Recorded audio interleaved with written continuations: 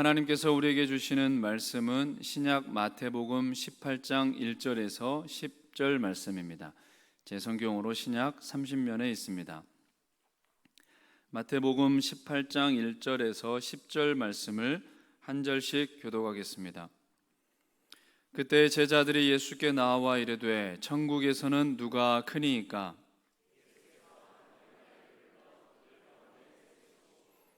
이르시되 진실로 너희에게 이르노니 너희가 돌이켜 어린아이들과 같이 되지 아니하면 결단코 천국에 들어가지 못하리라.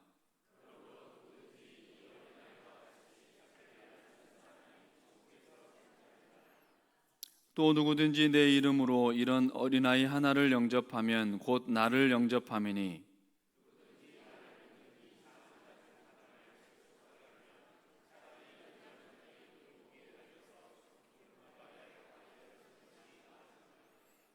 실족하게 하는 일들이 있음으로 말미암아 세상에 화가 있도다. 실족하게 하는 일이 없을 수는 없으나 실족하게 하는 그 사람에게는 화가 있도다.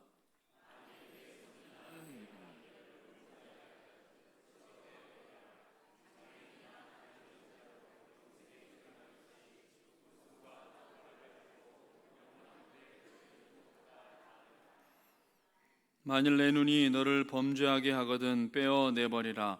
한 눈으로 영생에 들어가는 것이 두 눈을 가지고 지옥불에 던져지는 것보다 나으니라. 삼가 이 작은 자 중에 하나도 없인 여기지 말라. 너희에게 말하노니 그들의 천사들이 하늘에서 하늘에 계신 내 아버지의 얼굴을 항상 배옵느니라. 아멘.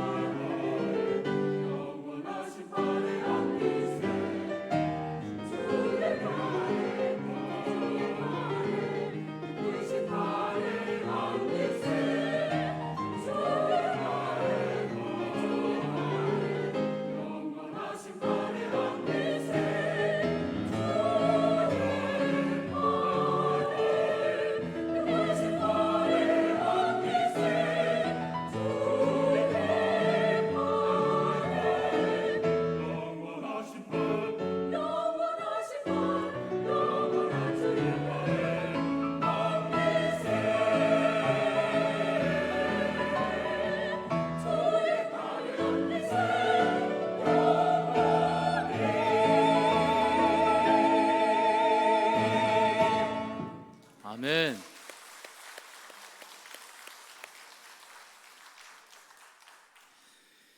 이제 우리 옆에 계신 분에게 평안의 인사를 나눴으면 좋겠습니다. 평안하세요. 인사 한번 해보시겠습니까?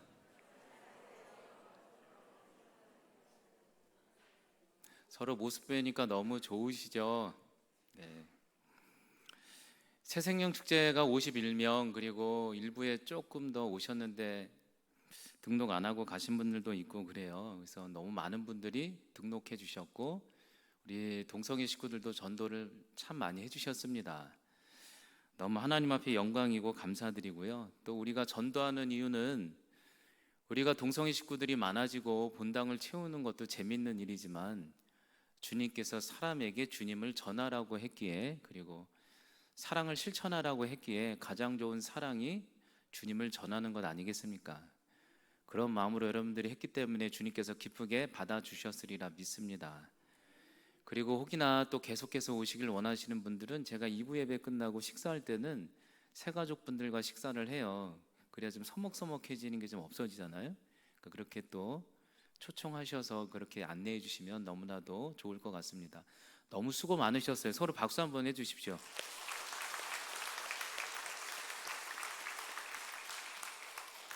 사실 전도해 오는 게 쉬운 일이 아니죠, 그렇죠? 밥도 사줘야 되고 돈도 들고 그리고 권면도 해야 되고 힘든 일인데 너무너무 주님께서 기뻐해 주셨으리라 믿습니다. 우리 이제 하나님께도 인사합시다. 하나님, 우리가 여기에 와 있습니다. 저에게 찾아와 주세요. 준비 시작. 하나님, 우리가 여기에 와 있습니다. 저에게 찾아와 주세요. 아멘. 기도하겠습니다. 하나님, 어린아이 같은 우리가 이곳에 왔습니다. 만나 주시옵소서. 하나님, 또 지난주에 새가족분들 또 오셨는데 이 자리에 오신 새가족분들 위해서도 기도합니다. 하나님, 어린아이 같은 마음으로 왔으니 주님 기뻐 받아 주시옵소서. 특별히 오늘 또 세 분이 이렇게 우리의 동성애 식구들이 됐습니다. 김희태 성도님, 박연순 성도님, 조용관 성도님, 너무나도 기쁜 일입니다. 이곳에 왔는데 주여, 주의 사랑으로만 가득 차고 위로받게 하여 주시옵소서. 힘든 세상 가운데 얼마나 외로운 세상인지 모릅니다. 하나님, 1인 가족도 많고 우리 동성애 식구들 서로 손잡고 가족의 개념을 가지고 서로 보듬고 사랑할 수 있는 우리 동성애 가족 지체들 되게 하여 주시옵소서. 우리 세 분 성도님을 위해서도 기도합니다. 축복합니다. 주님께서 가장 좋은 것들로 채워주시고 풍성한 은혜로 가득가득 채워주시옵소서. 하나님, 말씀 중에 다른 것은 잊게 해주시고 주님만 남게 하여 주시옵소서. 예수님 이름으로 기도하옵나이다. 아멘. 우리나라 속담에 도토리 키재기라는 말이 있습니다. 이 말의 뜻은 크기가 엇비슷한 그만한 도토리들끼리 키를 재어봤는데 결과는 같다 이겁니다. 도토리 키재기. 전에 제가 신학교 다닐 때 제 친구 전도사님이 저보고 검은 도토리 같이 생겼다고 그랬던 기억이 있습니다. 도토리 땅땅하죠? 키 재봐야 고만고만하죠. 여러분, 즉 대단하지도 않은 사람들끼리 서로 누가 더 높은가를 놓고 다툴 때 유치하다는 식으로 비꼬는 표현으로 사용되는 사용법이 도토리 키재기 아니겠습니까? 사실 이처럼 우리 일상에서도 도토리가 서로 키를 재듯 우리는 서로가 자신이 대단한 존재이라며 부각하다가 서로 심각한 갈등을 경험하기도 합니다. 현실입니다. 이런 갈등은 의외로 우리 주변 가정, 교회 안에 참 많이 흔히 볼 수 있습니다. 서로 자신을 드러내고 자랑하다가 실수하기도 하죠. 하지 못할 말을 하기도 하고 상처를 주기도 합니다. 여러분, 그렇다면 다시 한번 질문을 던져봅시다. 도토리 키재기가 아닌 진정 큰 자는 누구일까? 큰 그릇, 큰 나무 같은 사람은 누구일까? 특별히 하나님의 나라 천국에서는, 교회 안에서 가장 큰 자는 누구라고 오늘 주님께서는 말씀하고 계실까? 이 질문이 참 중요한 것 같습니다.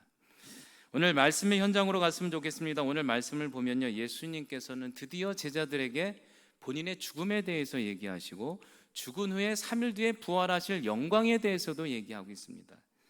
즉 쉽게 말하면 너희는 이제 십자가의 고난과 영광에 너희도 좀 참여하라 초청장을 주고 계시는 거죠. 고난에 대한 얘기를 하셨어요. 고난에 대한 얘기. 그런데 이게 웬일일까? 이런 예수님의 급박한 가르침 속에서도 고난에 대해서 얘기했는데도 제자들의 당면한 문제는 뭐냐면 예수님에 대한 얘기는 전혀 들리지 않고, 고난에 대한 얘기, 십자가에 대한 얘기는 전혀 들리지 않고, 오늘 무엇을 가지고 서로 논쟁이 붙었냐면 서로 누가 큰지를 놓고 언쟁이 붙었대요. 큰지를 놓고 고난에 대해서 얘기했는데 서로 누가 크냐 갖고 싸우는 거죠. 1절에 이렇게 소개하고 있어요. 그때 제자들이 길에서 싸움이 일어나 결국 해결이 되지 않으니 예수께 나와 이르되 천국 하나님의 나라에서 누가 가장 큽니까? 결정해 주세요. 이렇게 묻는 장면인 거예요. 보십시오. 제자들은 오병이어 사건도 봤어요. 병자들이 주님을 통해 일어나는 것도 봤어요. 그들은 흥분했어요. 아, 주님이라는 저분은 정말 메시아가 맞구나. 로마의 속국에서 해결해주고 어쩌면 다윗의 왕국과 같이 회복할 수 있는 왕일지도 몰라. 그 나라의 예수님 다음으로 최고는 과연 큰 자는 누굴까라고 논쟁이 붙은 거예요. 내가 이 정도지, 내가 이 정도지, 이 정도 실력이 있지, 예수님 다음으로는 나지. 해결이 안 되니까 싸움이 격해지자 예수님께 찾아와 뚫어져다 쳐다보면서 질문하는 거예요. 예수님, 이제는 비밀을 좀 얘기해 주세요. 예수님 나라가 오시면, 예수님 왕국이 오시면 예수님 다음으로 가장 좋은 자리는 누구 찾습니까? 누구 주실 거예요? 한번 얘기해 주세요. 누가 우리 중에 가장 커요? 서로 자신을 가리킬 것이라는 확신과 자신감에 차서 예수님만 바라보며 사슴의 눈동자처럼 예수님의 손가락만 바라보는 거예요. 과연 우리 중에 누구에게 가장 큰 자리를 주지? 누구 중에 우리가 제일 크지? 예수님이 고난을 얘기하다가 제자들이 이런 질문을 하니 얼마나 당황하셨겠어요. 야, 내가 얘네들을 놓고 3년간 가르친 거 맞아? 괜히 미역국 먹었네? 뭐 이런 생각 하시지 않겠어요? 여러분, 사람이 너무 유치하면 뭐라고 그러냐면 참 철없네 그러죠. 철딱선이 그래. 제자들이 너무 철딱선이 없는 거예요. 청개구리 얘기하시죠? 부모 말은 반대로 알아듣죠.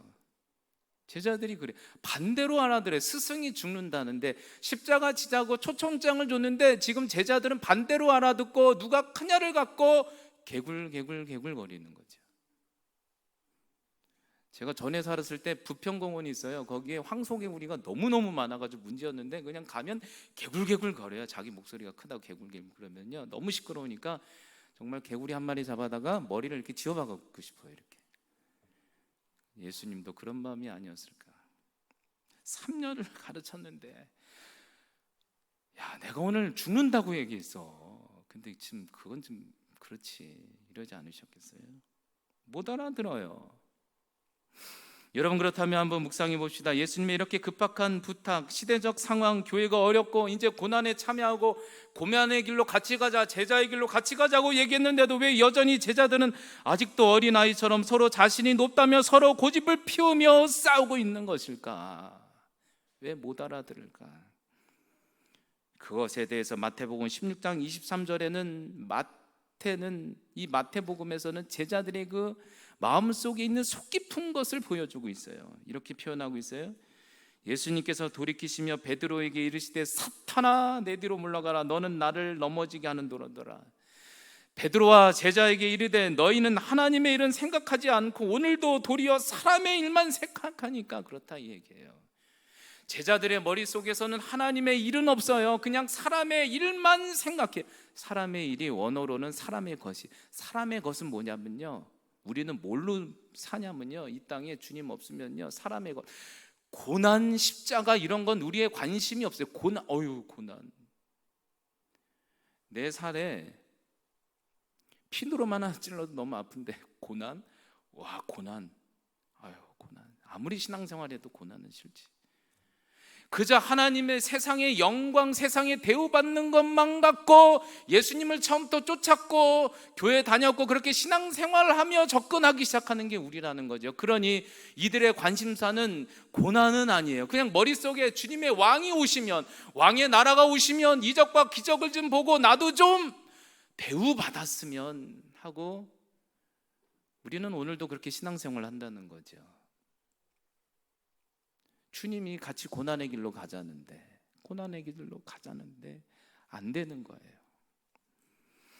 여러분, 이게 제자들의 문제입니까? 계속해서 얘기 드렸죠. 우리 삶과 우리 성도들의 가장 큰 이슈가 아닐까.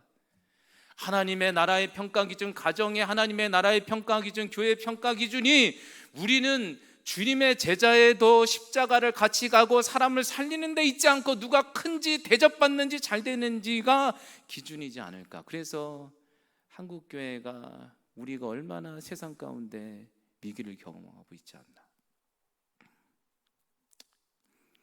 이런 얘기를 드리면 좀 마음 아픈 얘기지만 제가 에피소드를 하나 얘기해 드리도록 하겠습니다. 2주 전에 푸른길 전도, 노방전도를 나갔습니다. 계속해서 노방전도 나갔죠.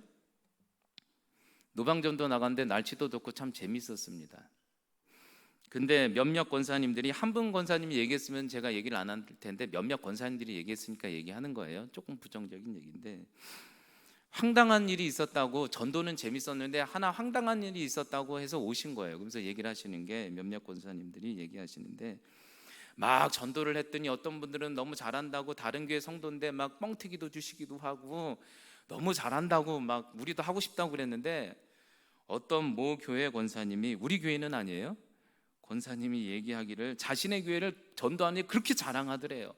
우리 교회는 본당이 몇 천석이고 몇 천석이 예배드리고 정말 좋다고, 거기까지는 좋아요. 그런데 우리 교회보다 작은 교회는 나는 안 다닐 거라고 그랬다는 거예요. 그래서 웃고 왔다는 거죠. 참, 여러분, 사실 우리 머릿속에 있는 게 뭔지, 우리가 웃었지만 한국교회에서 얼마나 큰 교회인지, 얼마나 큰 교회가 되는 건지, 얼마나 출석이 하는 것이 중요하다고 생각하는 것은 아닌가. 우리도 그분만 뭐라고 할 게 아니라 목회자인 저도. 그때 전도하던 권사님과 그런 얘기 했어요. 우리 그러지 말고 우리는 더 좋은 교회 되면 되죠. 더 거룩한 교회 되면 되죠. 더 수준 높은 교회 되면 되죠. 여러분, 맞는 얘기죠? 큰 게 아니라 2등하고 3등 해도 좋으니까 주님을 최고로 사랑하는 교회가 되었으면 좋겠습니다. 그냥 예수 믿었다고 자랑하는 게 세상적인 자랑, 아파트 평수 어디니, 자식이 잘 됐니, 이거는 교회에서 해야 될 얘기가 아닌 거죠.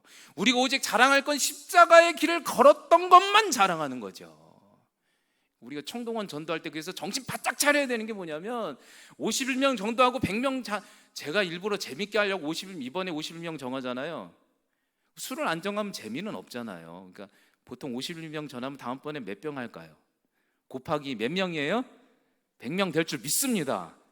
안 된다고 제가 여러분들 뭐라고 닥달할까요? 재미로 그냥 목표는 있어야 되는 거니까 하는 거죠. 근데 우리 교회가 광교에서 제일 큰 교회 되고 막 이렇게 되려고 하는 건 아닌 거죠. 그렇죠?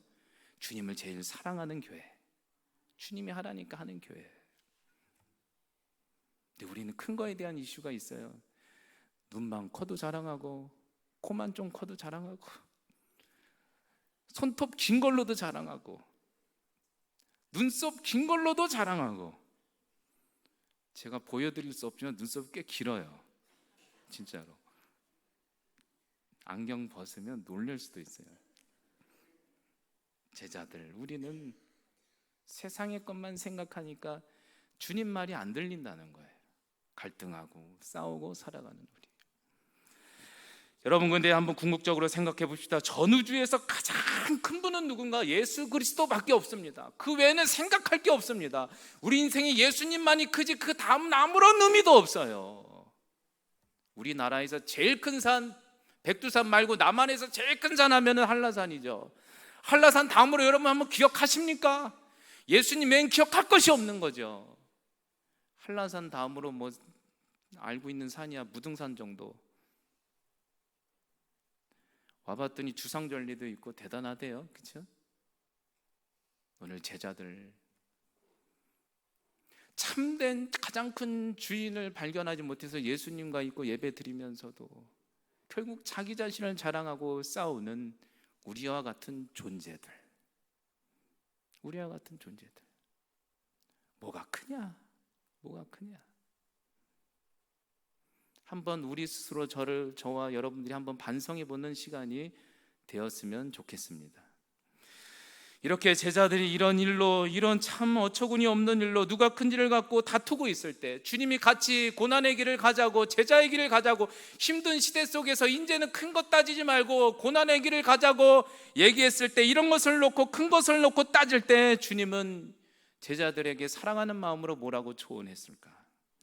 처음 질문, 그래서 바꿔서 말하면 하나님의 나라 백성, 천국의 백성에서 주 앞에서 가장 큰 자는 누구인가? 그것에 대해서 오늘 본문이 우리가 너무 잘 알고 있는 본문이죠. 얘기해 주시고 계시는 거예요. 3절과 4절에 이르시되 진실로 너희에게 이르노니 돌이켜 회개해야 돼.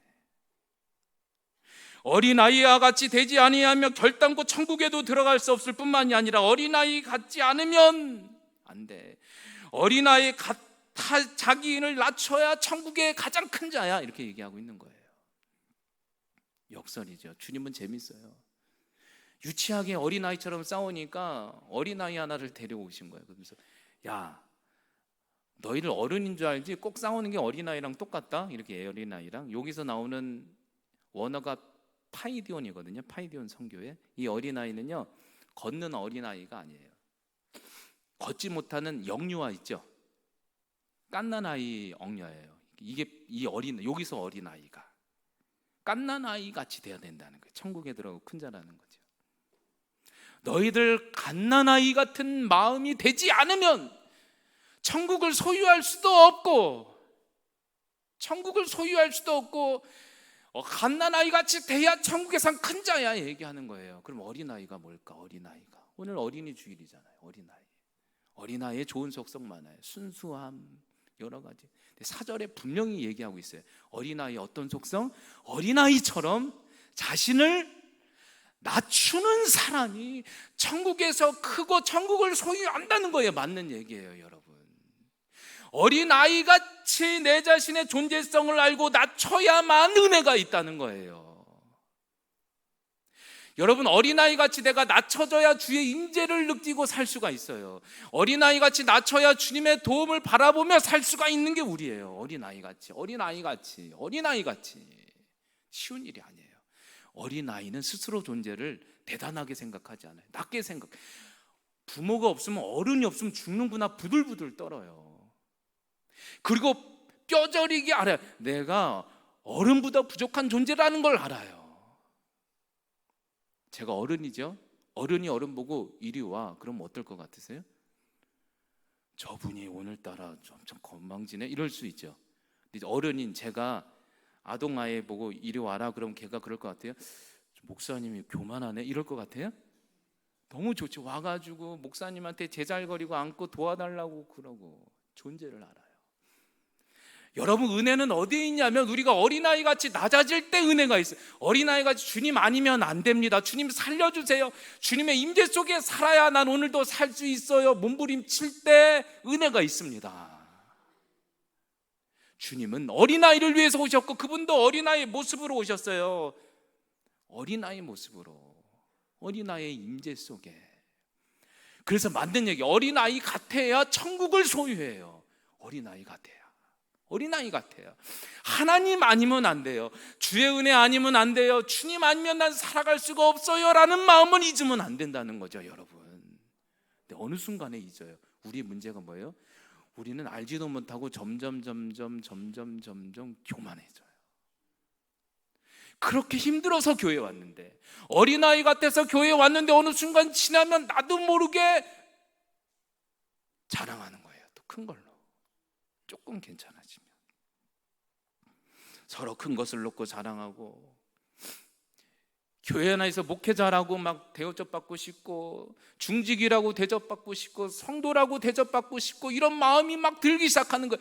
이미 다 잊어버리는 거죠. 막 상석에 앉고 싶고, 알아줬으면 좋겠고. 처음에 교회 올 때는 주님만 만나려고 왔는데 변질이 돼요. 이 교만의 죄악이 저에게는 예외일까? 저도 마찬가지예요.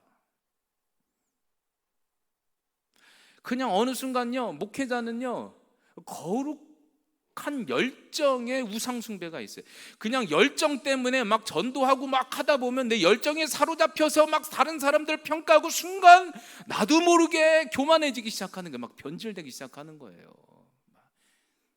열심은 주님이 최고인데. 그러면 주님께서 뭐 마음 가운데 말씀해 주세요. 겸손해라.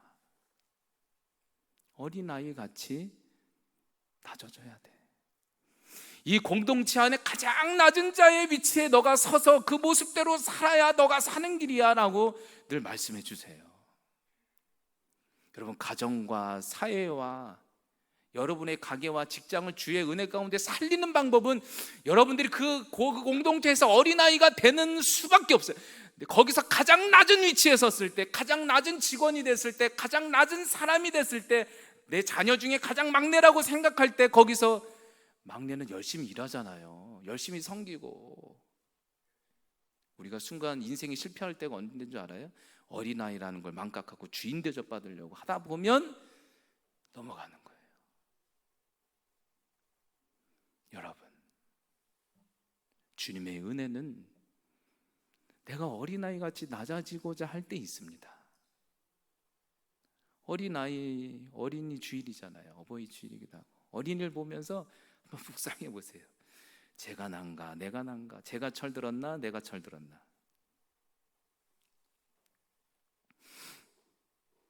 위급하다고 편질되고, 열정 있다고 편질되고, 익숙해졌다고 편질되고.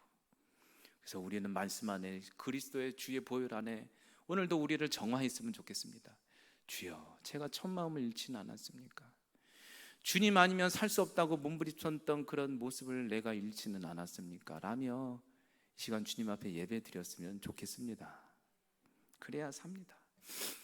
그러니까 주님이 너가 교만한지 아닌지 내가 명확하게 알려줄게. 리트머스지 하나 소개해줄게. 어린아이 같이 낮아진 사람의 품격을 소개해줄게. 이렇게 하면서 그 뒷구절을 5절부터 설명하고 있는 거예요. 5절과 10절까지 읽으면 기니까 제가 5절, 6절, 10절만 읽어드리기 딱 맞아요. 내가 교만해졌는지 안 교만해졌는지. 5절은 겸손에 대한 얘기예요. 내가 겸손해진 사람은 어린아이 같이 하나를 영접하면 나를 영접하니니. 어린아이 같은 사람은 어린아이 같은 사람, 지극히 작은 내 주변의 사람을 용납한대요. 이렇게 섬긴대요. 사람을 사람으로 봐요. 사람을. 다른 조건은 안 보는 거지.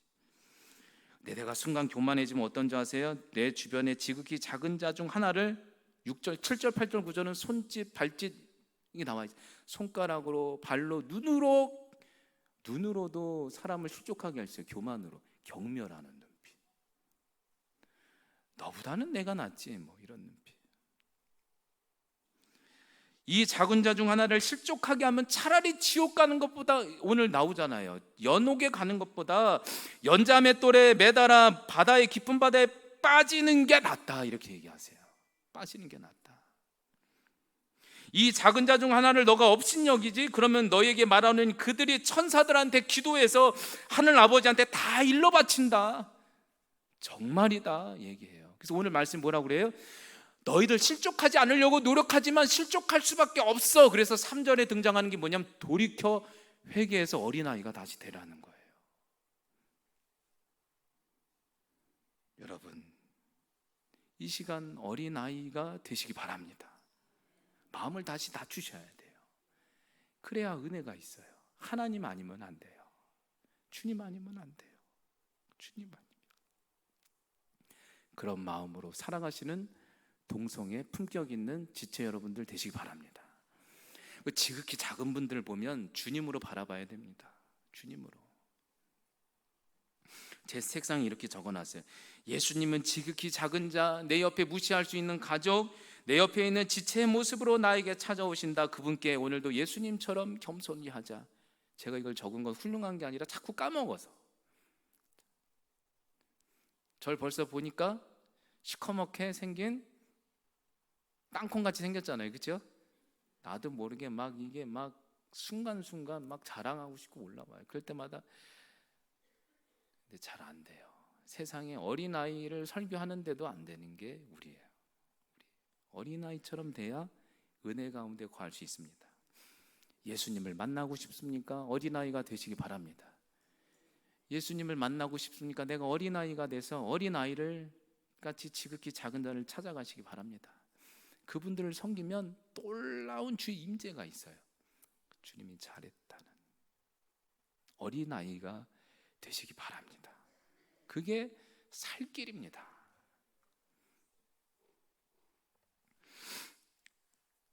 자신 없게 살라는 게 아니에요. 열심히 부지런히 살되 주님 앞에 어린아이 같이, 내 실존이 어린아이 같이, 주님 아니면 안 됩니다. 그런 마음으로 살아내는 여러분들 되시기 바랍니다.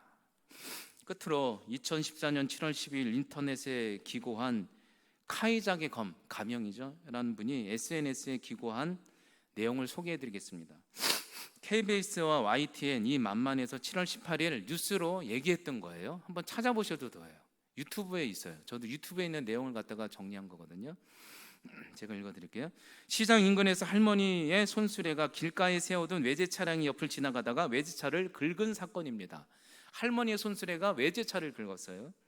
당시 7살 정도 보이는 어린 손자가 할머니의 손수레를 같이 끌고 가다가 뒤에서 도로 코너에 세워둔 값비싼 외제차의 앞면을 긁고 지나갔던 사건입니다.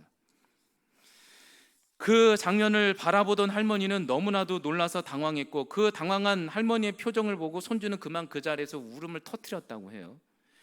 그러자 할머니는 손주와 함께 그 차 주인에게 어떻게 하면 이 사고를 알릴 수 있을까 도망가지도 않고 수소문하던 차에 주변 사람들이 그 할머니와 손주가 너무 안타까우니까 그냥 가라고, 그냥 가라고 모른 척 해주겠다고 막 했나 봐요. 그런데 아랑곳하지 않고 그 게시자의 말로는 당시 손수레 안에 손주를 위해 콩나물 하나와 바나나 한쪽밖에 살 수 없는 돈밖에 없는 걸 채워놓고는 얼마나 마음이 아프겠어요. 그렇게 가난하게 사신 할머니이지만 남의 외제차를 상처를 내고를 떠날 뿐이 아니더래요. 아주 고귀하더래요. 그냥 끝까지 얘기하겠다고 물러서지를 않더래요. 그러자 주변에 있던 학생이 너무 안타까웠는지 할머니가 전화가 없어서 연락하지 못하는 걸 보고 자기 전화로 외제차의 앞에 있는 차 번호를 보고 차주에게 연락해서 자초지경을 자세히 설명했다고 해요. 자초지경. 할머니가 긁었어요. 근데 찾고 계세요. 도망가지 않고. 그리고 나서 시저분의 시간이 지났을까 40대로 보이는 남성 차주와 아주머님이 나타나셨다고 합니다. 그리고는 그분들이 도착하자마자 전혀 예상외의 반응으로 대뜸 할머니에게 고개를 숙이며 연신 사과를 하기 시작했다는 거예요. 연신 사과를. 오히려 사고를 당한 분이 사과를 해요.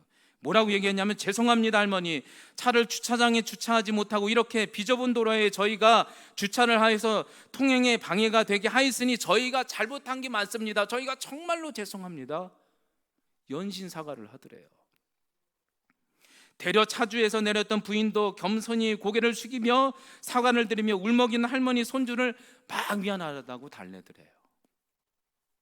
이 사건을 기고한, 직접 경험한 이 기고자는 집에 오는 내내 그분들을 향해 돈이 많은 것이 부러운 것도 아니고 좋은 차가 부러운 것도 아니고 그 차 주인의 인성이 너무 부러웠다고 합니다.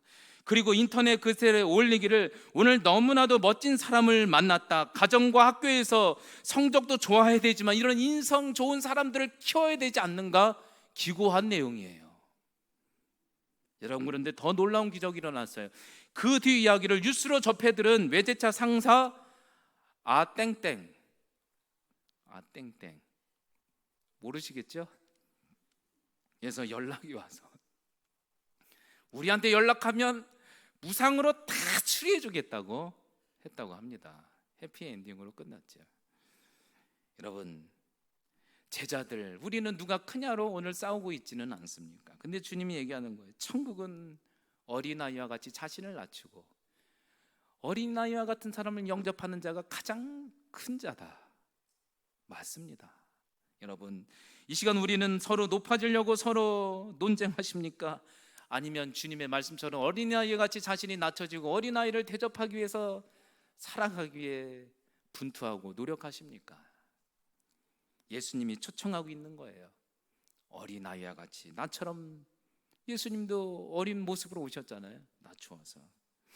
사회적으로 약하고 내 주변에 우리가 소외할 수 있는 영혼들을 향해서 십자가의 헌신으로 너희가 성국에 성이면 천국에서 빛과 같은 품격으로 너희가 빛나게 될 것이다 말씀하고 있습니다.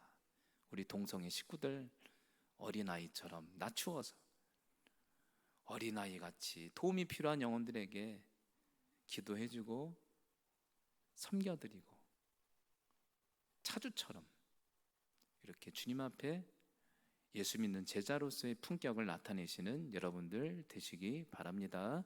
기도하겠습니다. 하나님, 어린이 주일 어버이 주일입니다.